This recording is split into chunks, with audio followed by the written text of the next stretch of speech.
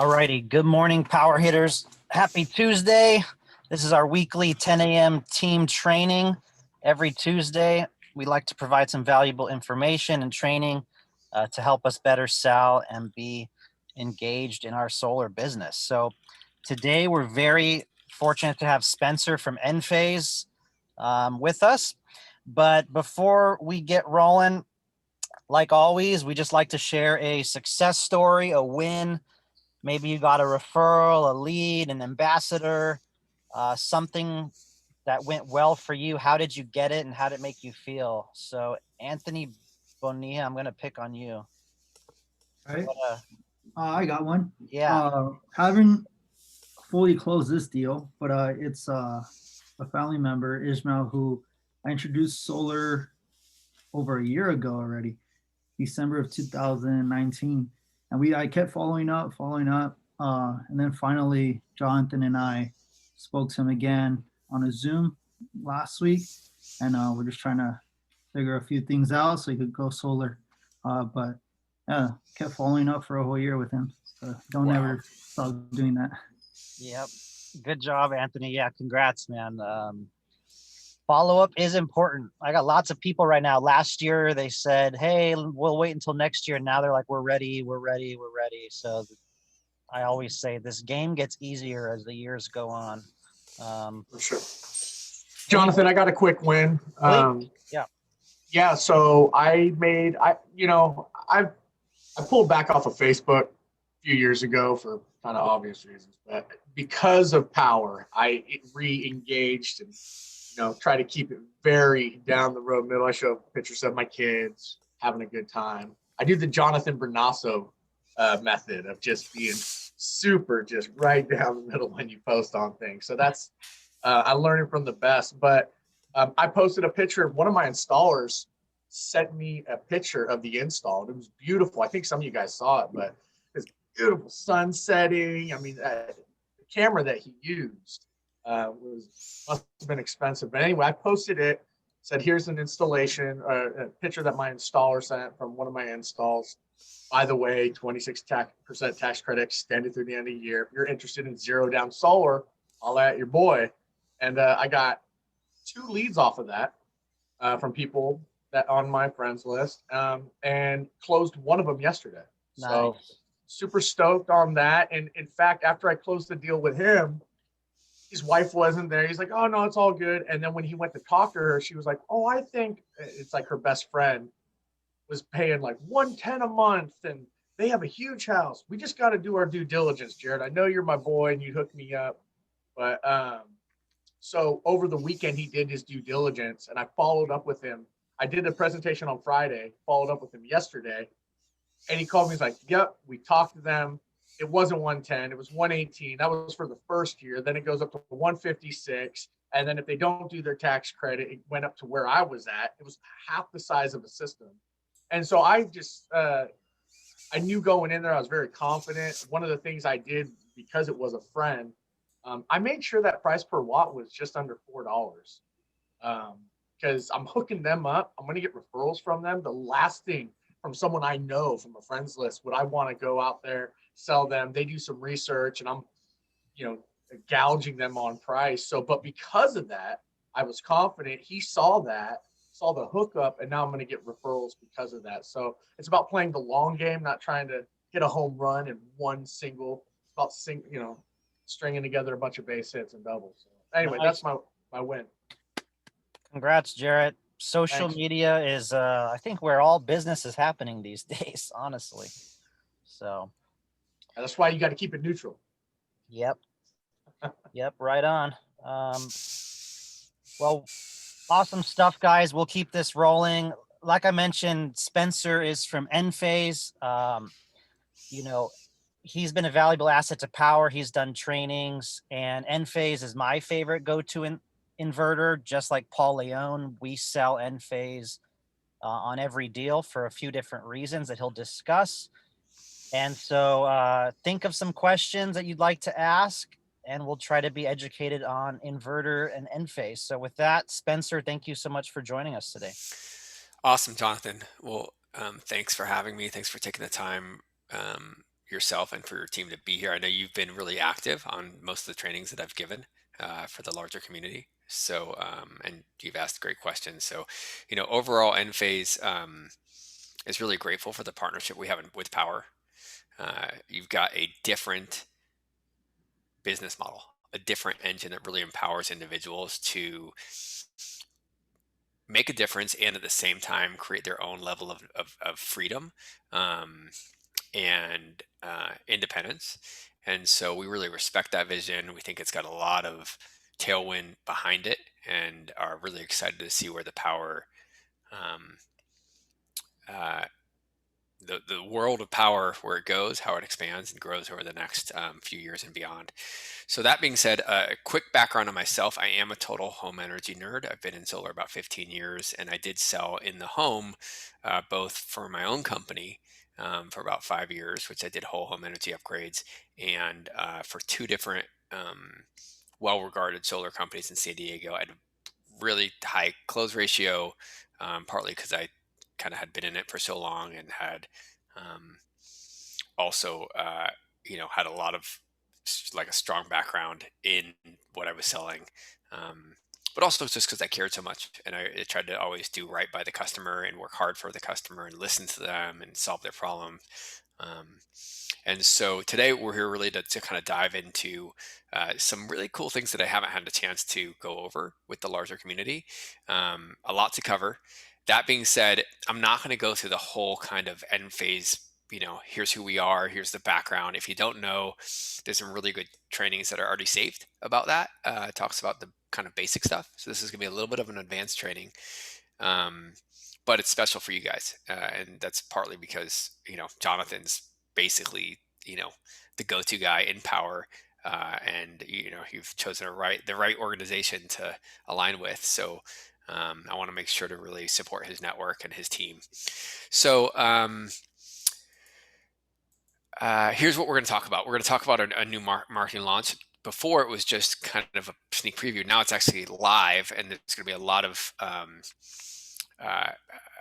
of new content and messaging and tools that are going to be coming out over the next few months, but excited to show that to you. We're going to talk about the MyEnlighten. MyEnlighten is the monitoring. That's how a customer can see their solar system and how much it produces. It's really key, right? At the end of the day, solar of course is on the roof and they probably have a little box out by their main service panel, but they want to see how much energy they're saving, right, through the solar production. And so where do they see that? Well, they see that on their cell phones, where they probably look for 99% of the other things they look for in their lives. So I want to show you that app and the Enlighten mobile app so they can really have the power of their solar system in the power of their hands. I want to talk about real quick how we approach reconnecting in Envoy. What do I mean Envoy? Well, an Envoy is kind of like our solar modem. It's like our solar kind of Wi-Fi router, so to speak, right? It's what takes the solar power from the roof and monitors how much it's producing from the microinverters, and then sends that data to the internet so that the homeowner can see the production. So having that connected is really important, and we have a real simple process to do that. Now, of course, it's part of the installation automatically, but sometimes people's connection will fall off if they change Wi-Fi routers, if they update their internet, if for whatever other reason. And so I just wanted to kind of walk through that, and so where the resources and tools are. Then we're going to dive deep into some technical stuff. If you haven't thought about kind of how microinverters and solar panels go together, how to choose which microinverter for which solar panel, this is going to blow your mind. It is technical. It is advanced, but it'll be recorded and you can reference back to it. And I think it is important knowledge because you will get these questions from a specific subset of customers. Not everybody is going to ask it. Not everybody should need to know it, but it's nice to be prepared when you have a more technical customer or a customer that's maybe been sold against by another installer. Having this knowledge can really help set you apart from anybody else who's supporting the customer. I got an update for you for EnPhase and an ask. And then if we have time, I have like a 9 slide authentic sales approach that I love.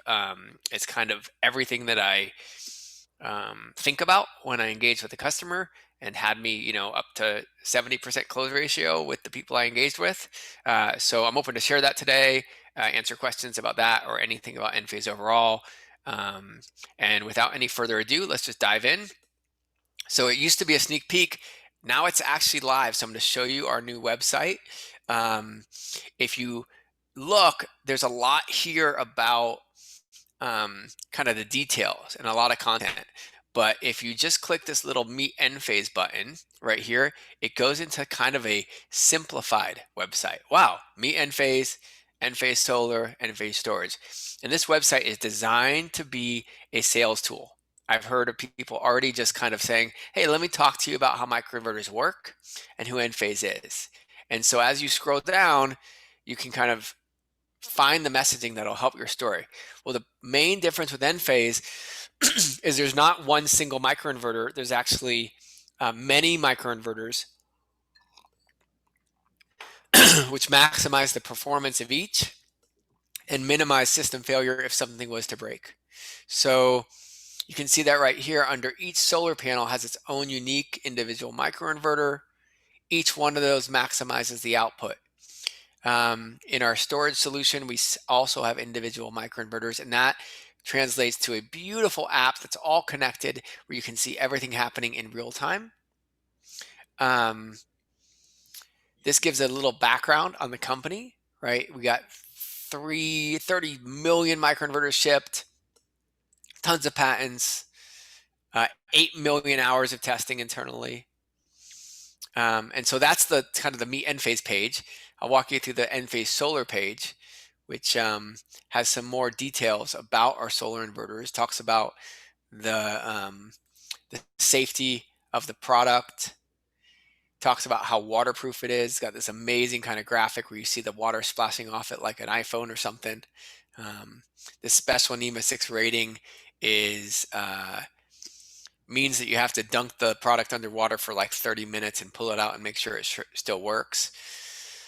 We actually leave it in underwater for like 21 days with the power on, and heat up and cool down the water. So it's very, very robust.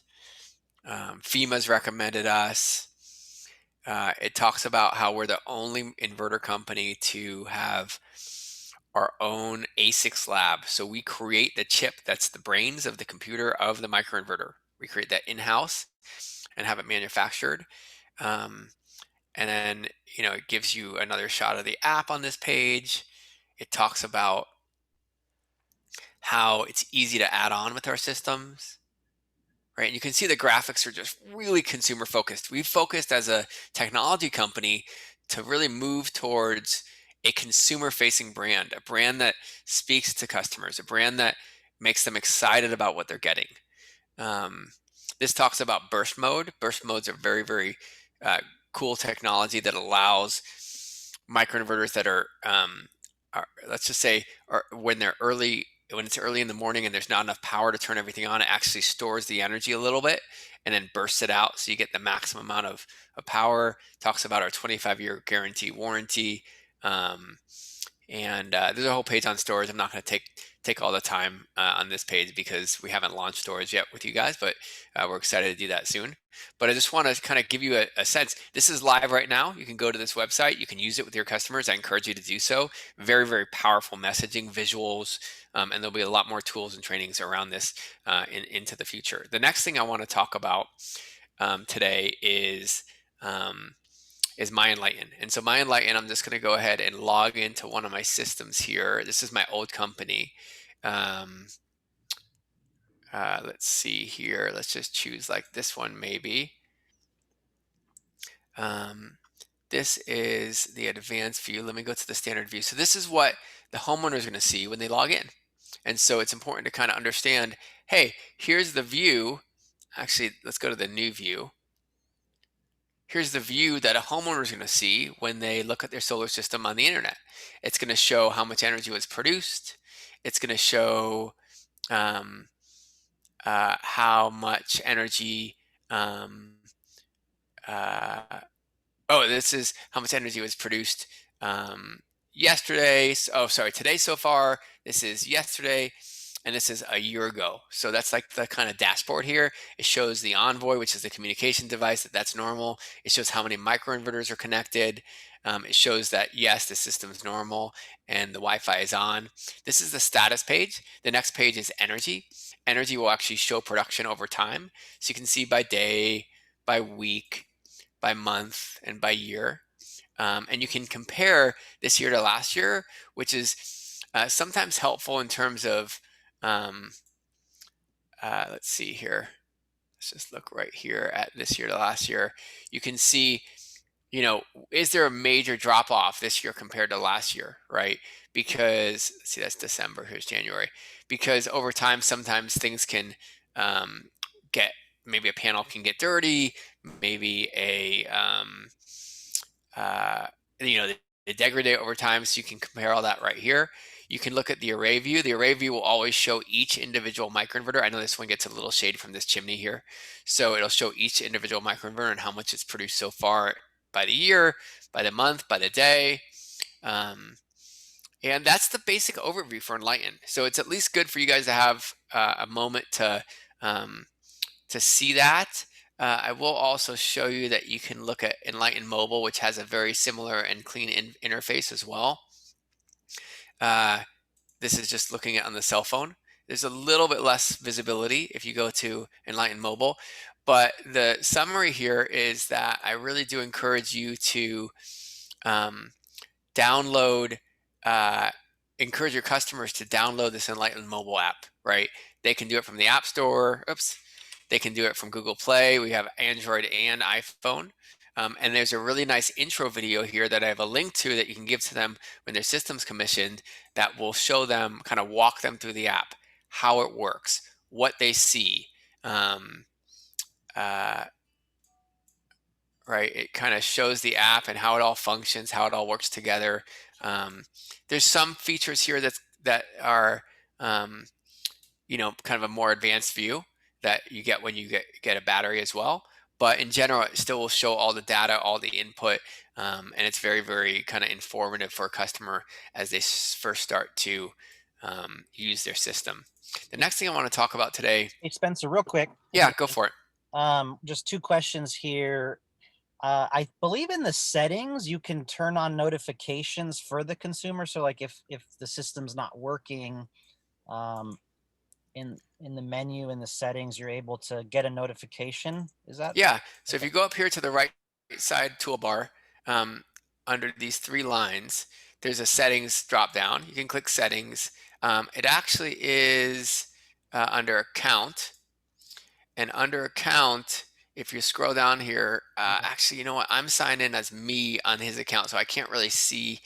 No, it actually is here. It says send me monthly system performance notifications.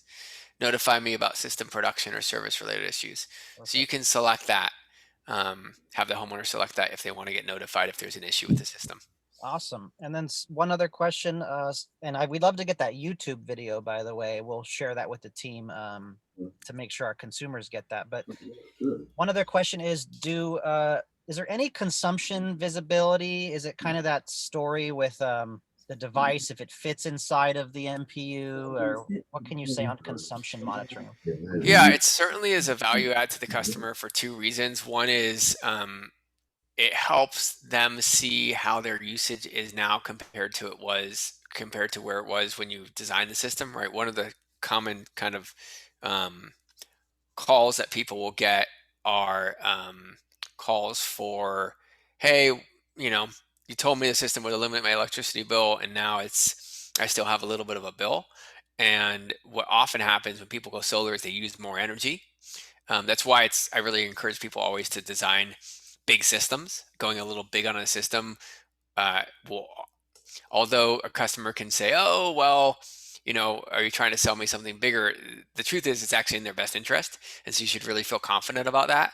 And that, one of the things I tell customers is that I've never heard a customer call me back and say, hey, I just feel like my solar system is a little too big, right? But customers would in the past call back and say, I feel like I went a little too small. I should have gone a little bit bigger.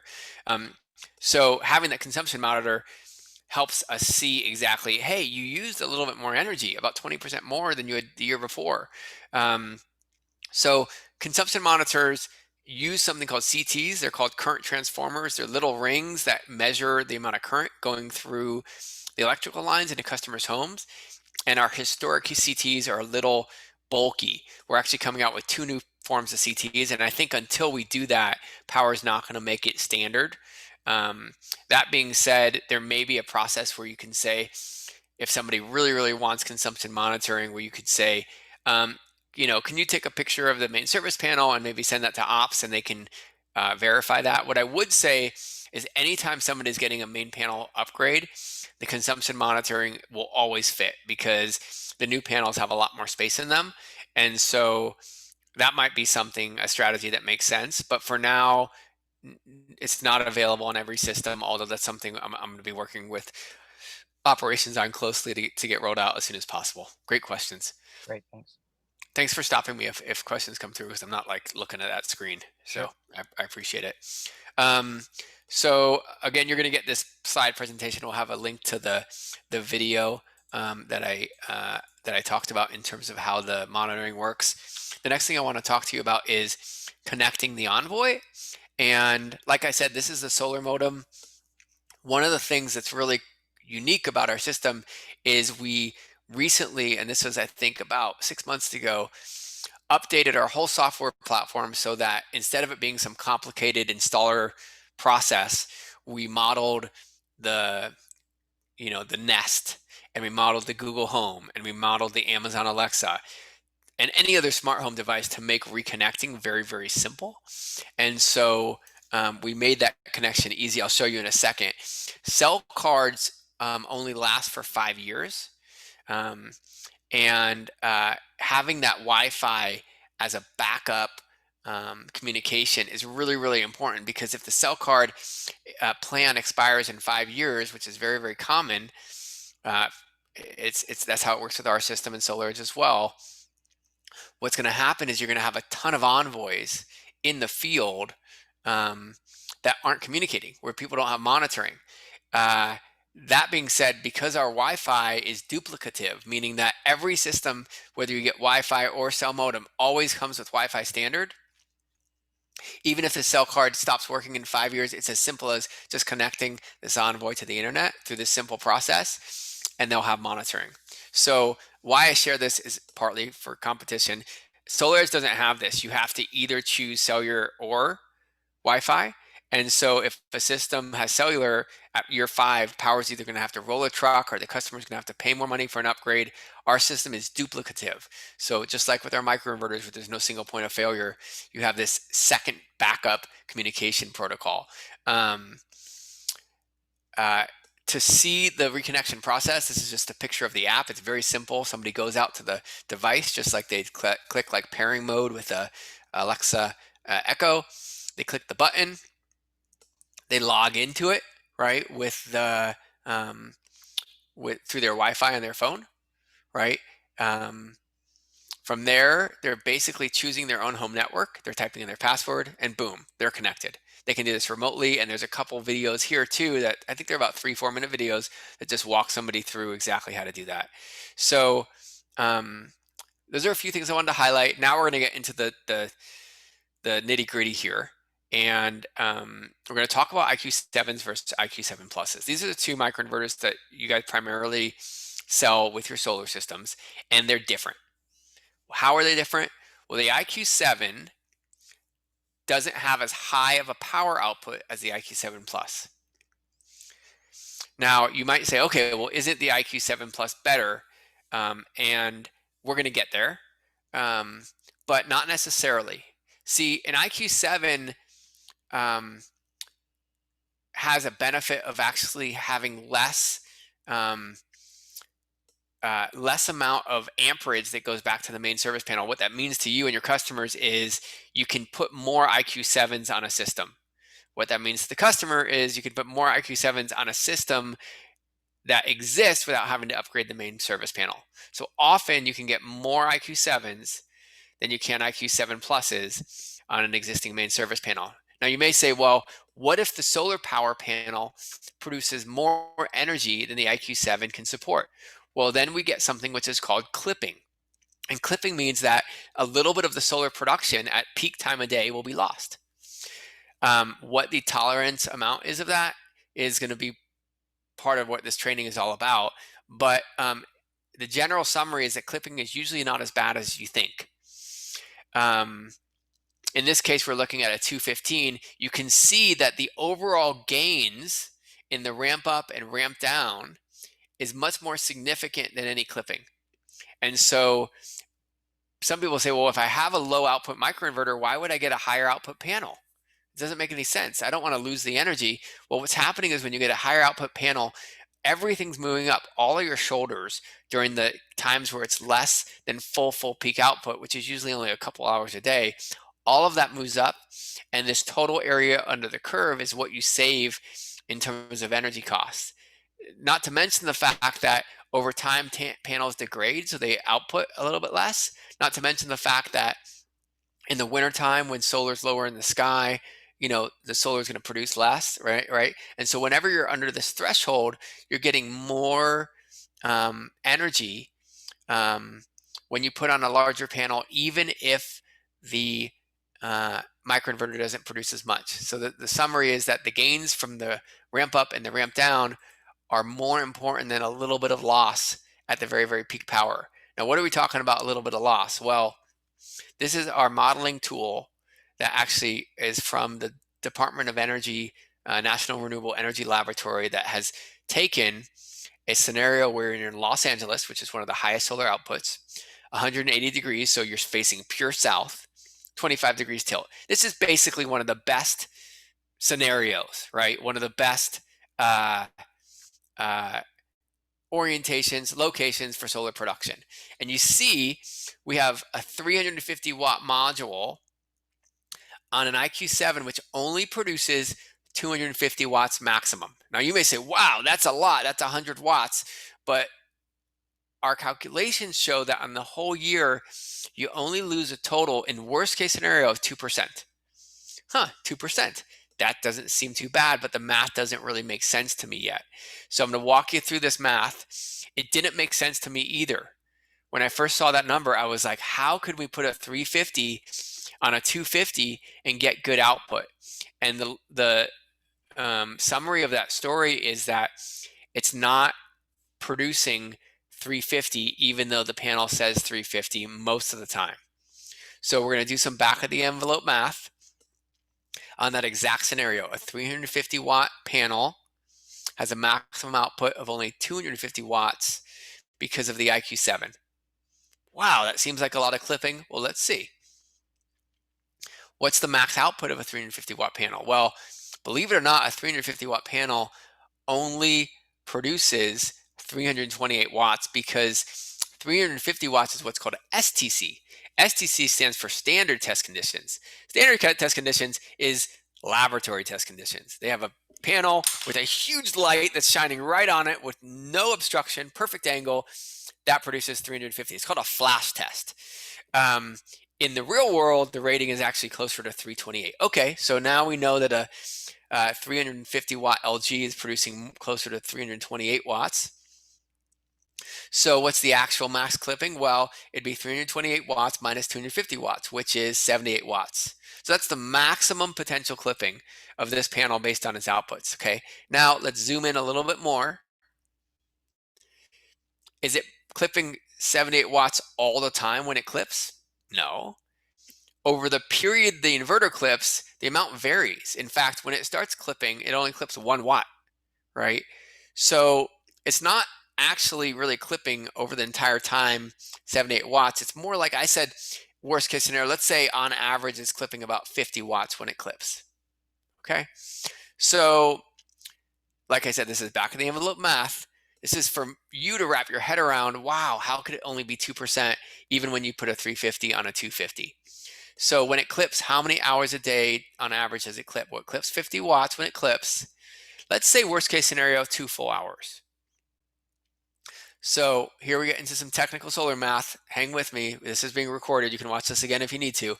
50 watts times 2 hours Remember, watts times hours equals watt hours equals 100 watt hours.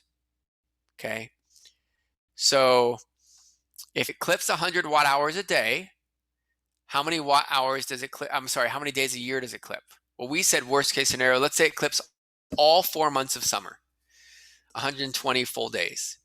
So 100 watt hours times 120 days equals 12,000 watt hours.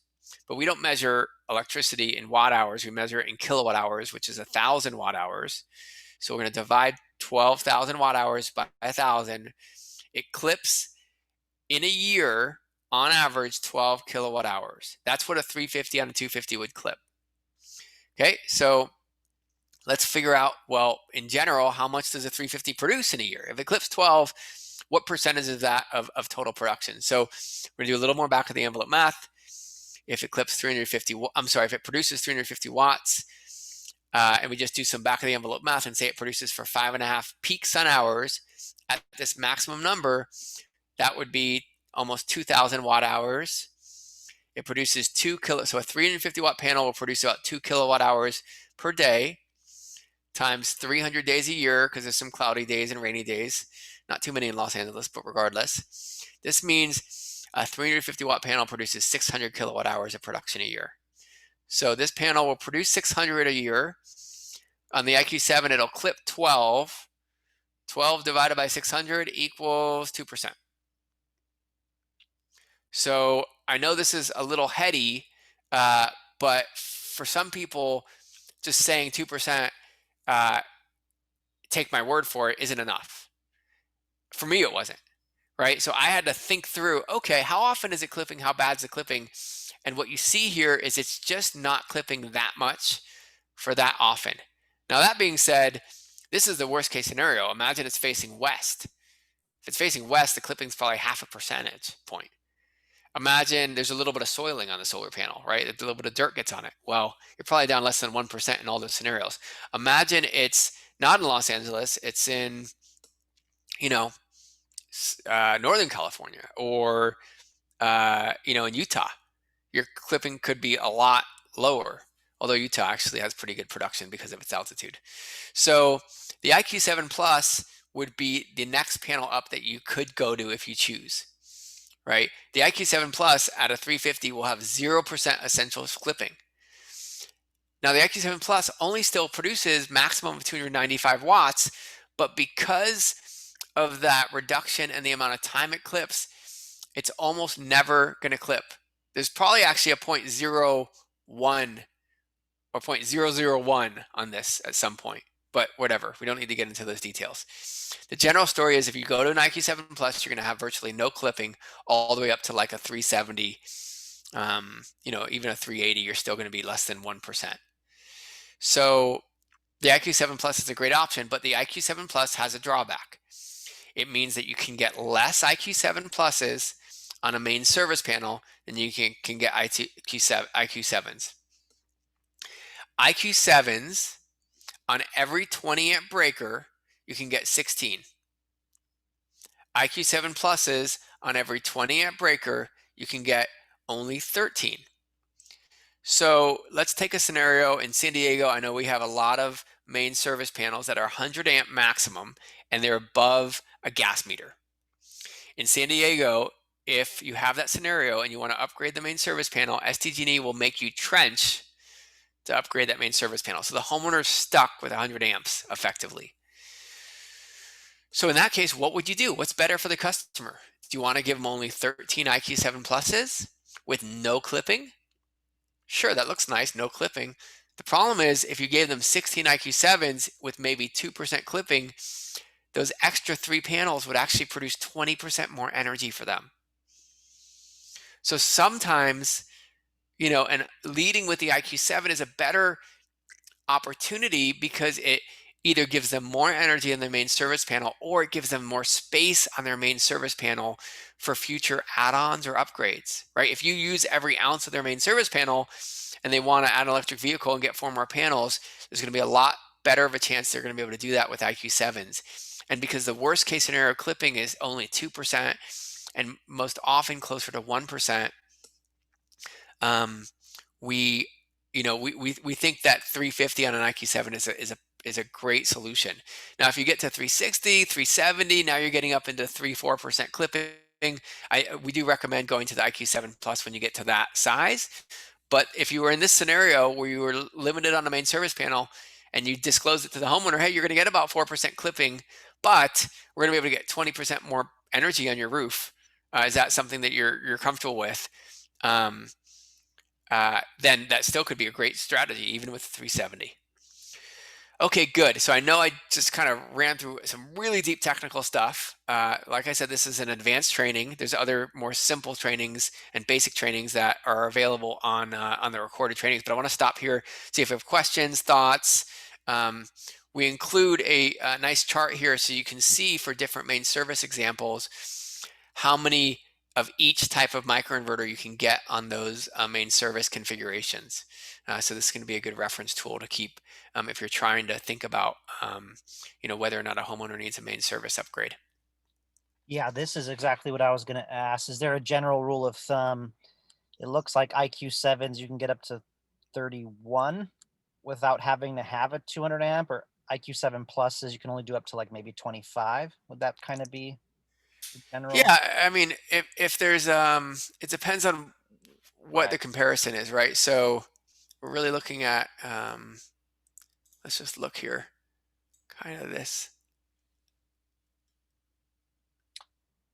Right, these are the two columns, the IQ7 and IQ7 Plus. So 100 amp panel is the smallest, right? You can get 16 of those on 100 amps. You can only get 13 IQ7 Pluses, right? If you go to a 200, you can get 32 of the IQ7s. You can only get 26. These are kind of the most common configurations. You can only get 26 of the IQ7s. This is common too. You can sometimes take a 200 amp main panel and you can derate it, and you can get 52 of the IQ7s on this panel, and you can only get 43 of the IQ7 pluses. So I'll include this chart. This is a really good reference. Basically what you want to do is find out what size main service panel they have. And remember, there's two pieces of information. One is the main panel itself. We call it the bus bar. It's the label on the back of the main service panel. If you open it up, there's usually a number that says 200 max or 225 max. And then there's the main breaker. That's the switch that gets turned on or off if you turn off the main service supply. And that's what controls the amount of current that can get onto the bus bar, right? That's why if you have a smaller main breaker, then you have the main bus, they give you more amperage to backfeed, because what they say is okay, well, you can backfeed a certain amount above this bus, but we also know that you don't have a main that's as big as this bus. So we'll give you an extra 25 amps here, right? Because you can add that amperage from solar, because we know it's not going to come from the main service. We're not going to come from the utility, because you have that 200 amp main breaker there. You can see the 200, right? Or let me say it differently. Yeah, let's see, 225 has 45 amps, right? But when you reduce that main breaker by 25 amps, you add on another 25 amps. That's what gets you to the 70 there, right? You can see a 200 has 40 amps, but when you derate that to a 175, you get an extra 25 amps there, right? You get 65 amps because you have that space between the main breaker and the main bus. Pretty advanced stuff here if you don't have a lot of experience with electrical, but it's the more you learn, the more empowered you're going to be effective with your customers, the more you're going to be able to answer challenging questions. I mean, you got sales support. You even have me as direct support if you really want to go deeper. I've done some training for specific team members, actually on Jonathan's team, where they asked and they said, "Can you explain this to me in more detail?" So you really can wrap your head around it. Jonathan, if we have time, I would love to give some high-level kind of strategic ideas about sales approach and sales training. Do you want us to dive into that? Yeah, I think we're good for another 10, 15 minutes. And that chart was super helpful. And then also, I'm not sure if you can tease this or not, but if you were going to mention IQ8 or battery, or if there is an option where the inverter can still give energy to the house during a blackout when the sun is up. So I don't know if you can touch on those three things. Sure. You teed it up perfectly. Oh, there you go. And EnPhase storage is coming. It's actually here now, and we're just working to roll it out with this Powur network. We have a lot of exciting developments in our roadmap, and Jonathan kind of touched on it. I don't want to go too deep into there. Why? Because it helps you guys to be able to sell what you can sell now, right? I want you guys closing as many deals as you can over this next week. And if your focus is too much on a roadmap, then you know that might be a distraction. Now, if you get a specific question from a customer, and they want to know about the roadmap, and you think that's good for closing the deal, then sure, reach out to me. That being said, to answer Cynthia's question, which is a really good one, and I think aligns with Jonathan's question really well, is everything that you're selling today, all the IQ7 systems that you're selling today, are completely battery compatible. So you're basically setting people up to be ready for our EnPhase storage solution, whether or not they want to do it immediately. And it's actually a great go-back sales strategy, right? If you're, let's say it's a slower month, and maybe solar leads are a little bit slow, you want to reach out to your existing customers. Hey, energy security has become even a bigger concern in 2020 and 2021. I'd love to talk to you about backup power and how we can make sure your home is protected in the case of a outage. That's a great story to tell. Jonathan's a big proponent of social media. Saving people money, important. A nice hook, very intriguing. I hope Jonathan's excited about telling the story of, hey, let's keep your family safe. Let's keep the lights on. Let's protect your home, right? It's a whole nother sort of messaging, and it hits people in a new way in terms of their emotional response to what that solution provides for them. So yeah, it's coming. It's on the way. Continue to escalate the request for that, because we are working directly with Jonathan Budd to figure out the strategy on how we can roll that out. More to come on that. So I'm gonna see here. How do I turn this thing off? I have to go through here. One thing I will tell you with storage, if you're really nerdy and you want to learn more ahead of time, we do have something called EnPhase University that goes a whole storage training, right? And there's going to be specific, this is not a sales training, there's going to be a specific solar sales training that's coming out as well on our university. But for now, you can already get educated just through the university on the product if you want to, and get certified in EnPhase storage. So there's a link here. You can log in and sign up for free, and it's a great option for you. The other thing I want you guys to know is that your pricing is getting better. You guys, we set up a special program with Jonathan, so that, and Jonathan Budd is who I'm referring to in this scenario, so that every time you guys hit a new tier of volume, you get deeper pricing. And you guys definitely hit that in Q4. You bought, I think it's confidential information, but let's just say you bought a lot of microinverters. You didn't achieve 24,000, but you hit the next level. So I just would encourage you to keep selling EnPhase. The more you guys sell EnPhase, the better your pricing is going to get. The better your pricing is going to get, the easier it is to sell. So I'm going to go through an authentic sales approach that I think is really, really powerful. We're going to talk about things like imitating versus innovating, your comfort zone, authentic sales. Let me go back real quick. Filters and views, the way you see yourself, the way you see the situation, to understand what you're selling, and thinking of the sale as a win-win, and then a value, elevating performance through ongoing accountability. It's one of the most misunderstood things and most powerful things, in my opinion, about professional and personal development is accountability. So let's just dive in here. We got 10 minutes. I promise your mind will be blown at the end of this 10 minutes. In college, I played electric guitar, and there was a saxophone player who always played Charlie Parker. I'm not sure if you guys have heard of Charlie Parker, but he was like the man when it comes to jazz. He just rocked it. I had a video. I don't know if you can hear it, but I think we're going to cut it. He was just a man. And my friend would always just play Charlie Parker over and over and over and over. And I would noodle around with these cool guitar leads and this and that.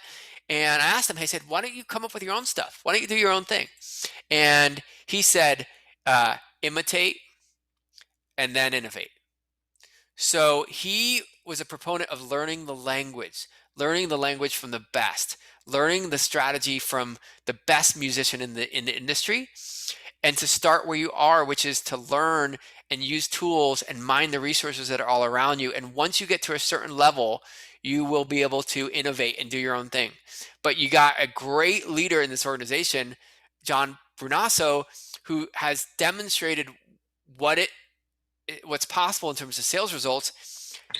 I would start imitating there, and then once you get your own groove, you can innovate. So just whatever they tell you to do, just do it, right? Even if it gets you uncomfortable, even more so if it makes you uncomfortable. And the more mistakes you make, the more you'll learn.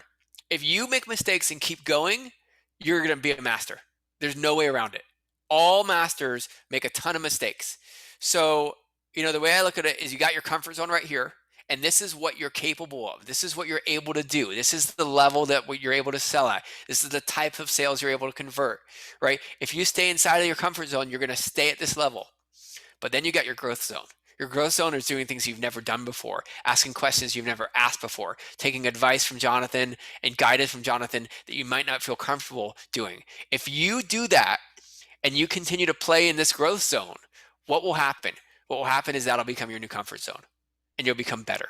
You'll be able to do more. You'll be able to do things and say things with a level of comfort and confidence that you were never able to do before. And then what will happen? Well, then you got to identify the next growth zone. What's the next level?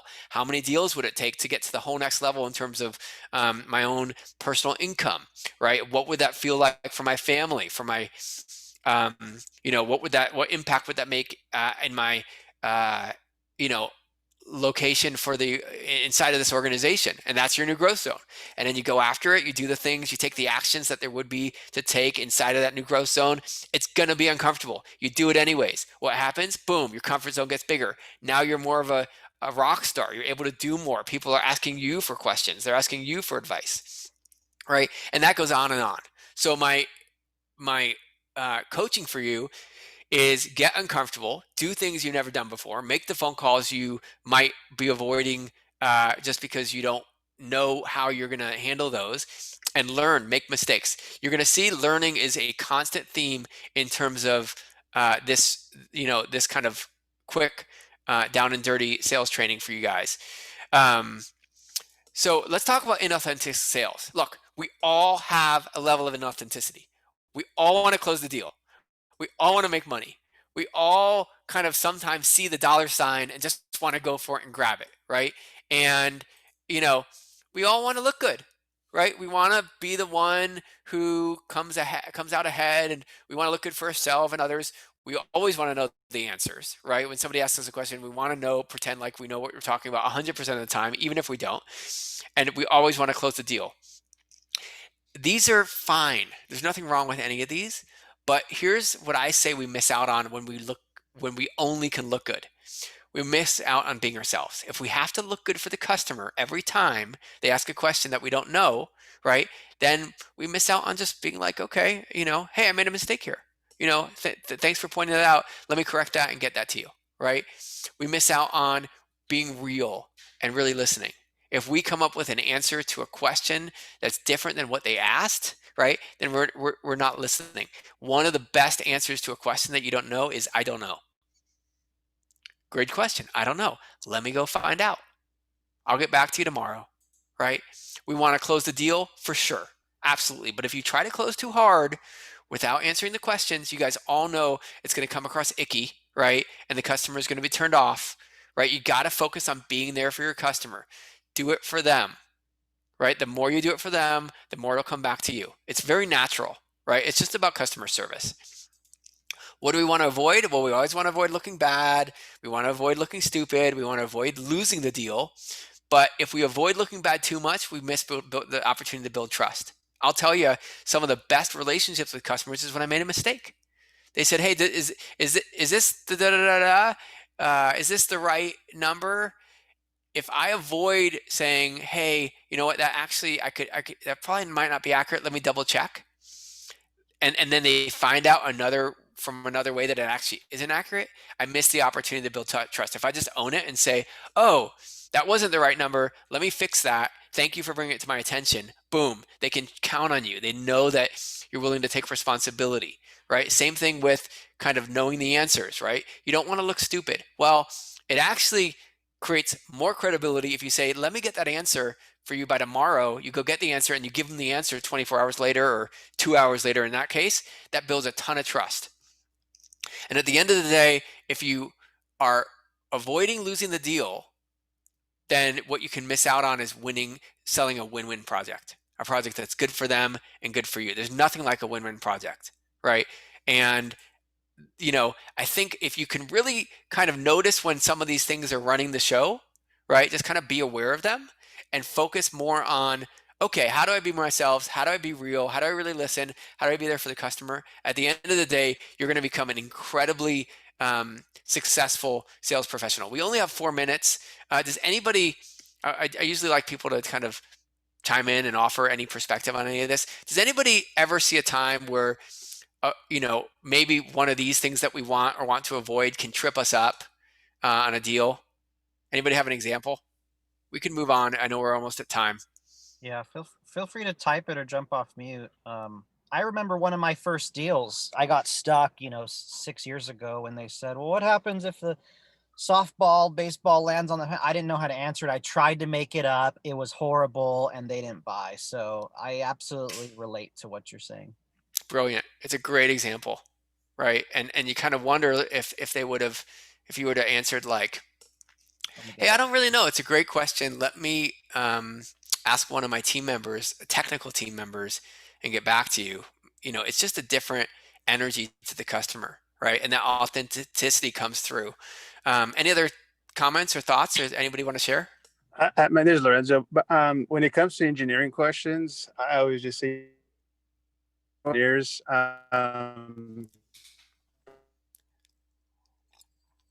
Let me check, because the last thing, especially if you don't. You're cutting out a little bit, I think, Lorenzo, at least on my audio. Val, did you have something you wanted to share? You're on mute, Val. I've kind of I'm relatively new, so I have kind of come across some of those situations. I've kind of followed Jonathan's lead on a lot of it because he's kind of taking me under his wing. So I've always been like, you know what, like let me write that down. That's a good question. I've never come across that. So I've kind of avoided tripping up over myself a few times. It's great. It's really great. And the more aware you can be of, hey, am I is this a little bit of a kind of strategy or manipulation to get people to, be some way and just say, no, I'm here to offer value. I'm here to make a difference. I'm here to help this customer, right? And do it the right way and stay connected to that. You'll see the natural next step is just totally an outcome. And I like to think of it as a phoenix. You're just gonna explode, right? What do I think authentic sales looks like? Being willing to do what's right for the customer, regardless of whether you get the deal or not.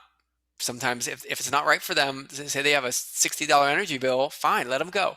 Let them refer you to the next person. Being willing to speak up, right? When you're concerned the customer might not like it. Sometimes customers just want you to tell them what they want to hear. And sometimes you got to be real. They say, "Hey, this is going to eliminate my electricity bill." And you got to, I always tell them, "Oh no, you'll still be left with about a $10 or $15 bill." So they might not like that as much, but you tell them anyways, because it's the truth.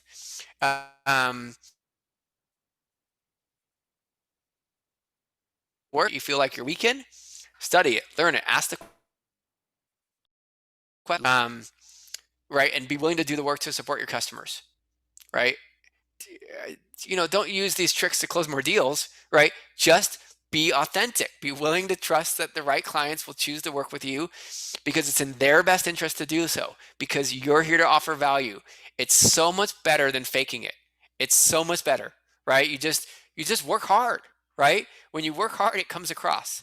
And believe in yourself enough to have the confidence to know that it's in the best customer's interest to work with you, that you're going to do everything possible to take care of them, that they can stay, that you're here for them, that their friends can come to you, right? That you're building something that's going to support them and their future choice with solar. The last thing, I know we're at time here. I don't know if we can go 5 minutes over, or we should just wrap up Sure. here now, Go for Jonathan. it. Go for it. Okay, great. So one other thing I really look at before I go to see a customer is filters and views. So one of the questions I sometimes ask if I'm not super empowered, sometimes I'm just like, this is it, this is awesome, I'm gonna rock it. But sometimes I'm like, I don't know how this is gonna go. I look at the filters and views that I see myself and I see the customer, and I look at how I think the customer sees me. I remember I walked into a garage of some guy's house when I was selling building performance updates a long time ago, and he had all these tools, like tons. It was like a workshop. And I had this thought like, he's not going to go with me. He's a DIYer. He's going to do it himself, right? And I recognized, wow, that's just a view. I'm like, that view is not going to support me in actually doing what I want to do, which is supporting this customer, right? If I have a negative view going into the interaction, wow, that's going to really trip me up. So what's a different view? Well, my other view that I'm going to actually create is I'm going to create a view where he recognizes quality craftsmanship and he recognizes a professional. And he's going to look at me that way, and boom, game on. And I remember walking into the house with that kind of attitude and that view, and it's a game changer. This one thing, this one slide can change your life if you let it. Anytime you're having an interaction with anybody that's not completely empowering, take a look at how you see yourself. Take a look at how you see that person. Take a look at how you think the customer, that person sees you, and look at that as just a view and not the truth. If you can look at that as just something that you made up in your own head, is a story that you have and not the truth, and then you can create a new story, you have infinite power. Who do you think I use this with the most? My wife. Right? Sometimes I feel like, oh, how do I see myself? Well, I'm not good enough. I am not doing enough, right? How do I see my wife? Well, she's annoying, she's whiny and complainy, right? How do you think she sees me? As disconnected, right? And I look at those things and go, okay, well, that's one whole view and a whole view of the world. Let's recontextualize that. How do I see myself? As a powerful, loving, committed husband. How do I see my wife? As my partner, and my best friend. How do I think she sees me? As somebody she can count on.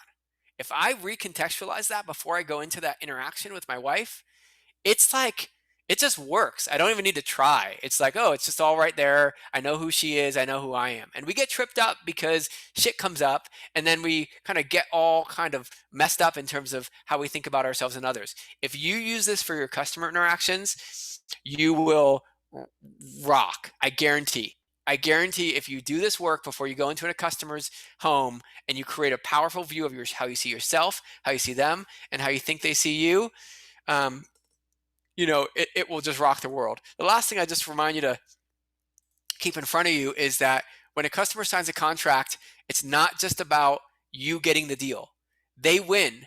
And this is the most important. They're getting solar. They're making a difference for the planet. They're saving energy. They're saving costs. Power wins. The planet wins. The finance company wins. We win. EnPhase wins, right? The other people on your team, they win. And you win too. So you really want to kind of keep that win, win, win, win, win really present for you when you're presenting to a customer. The last thing I'm going to wrap up with is accountability. So true accountability is not about who's right, who's wrong. When is accountability useful? Well, it's most useful, in my opinion, when there's a failure, when something doesn't go the way you want it to go, when something doesn't happen. And if you're trying at all, you're failing. If you're succeeding 100% of the time, then what you're doing is you're sitting on the couch, watching TV, and eating potato chips. With that goal, I can win every day. Very easy. But if you're out making things happen, trying to create results, there's going to be some times where things don't go exactly the way you want them to go. And true accountability is asking, do I have the ability to account for my actions here? What isn't accountability is blaming the lead, blaming the pricing, blaming the equipment, even blaming your day. It was a bad day. The day didn't go good enough, right? What happens is when you blame something external to yourself, it doesn't allow you to learn, grow, and improve. If you can take responsibility, if you can account for your own actions and what you could have done differently, what you could have said differently, that reflection will have new ideas and insights for you. Those new insights will create new actions, which will create new behavior, which will have new results. And if you keep doing this, it's kind of like a reinforcing a flywheel. I know it's one phrase that Jonathan Budd uses. It has you grow in ways that other people can't. And the more you can actually see, oh, what was missing there in that interaction to have it go forward? What was missing was asking this question or being more connected or doing that work, right? The more you can identify those things, the more you'll be able to recognize them ahead of time, bring them into your conversations, and it's crazy. That's how you can get to the crazy level of close ratios. I bet if Jonathan Brunasso looked back at his solar sales career, I haven't asked him this question, but I guarantee he's a lifelong learner. I guarantee every time something didn't go his way, he took a look at it and said, oh, what did I learn from this? Okay, how am I going to do that differently next time? And then he just implemented and kept doing that and doing that and doing that. So he has so many lessons he can pull from that he just knows the right approach. It's just right there for him because he's learned every time. So anyways, this was the sales training for you guys today. Hopefully it was super empowering. We got an exciting year in front of us. We're here to support your company in as many ways as we can. I really appreciate the time and the just the openness, Jonathan, to let me share these both technical resources and some ideas that have been really effective for me in helping customers go solar. And I wish everybody a really great start to 2021. Absolutely, Spencer. Thank you so much. I'll end the recording and then we can see if anyone has questions.